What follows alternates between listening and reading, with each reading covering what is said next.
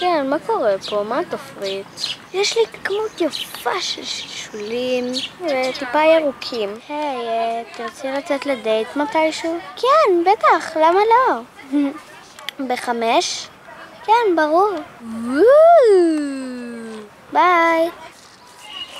ועכשיו, אחרי שהדרור והדרורה הסכימו לצאת לדייט אחד עם השני, מה יקרה? לאן הם ילכו? האם הדייט יהיה מוצלח? בואו נראה. דה דה דה דה דה דה דה דה. אחרי 3 שעות. בואי יפתי בואי, בואי יפתי בואי. למה להבריז לי? תעשי רק מה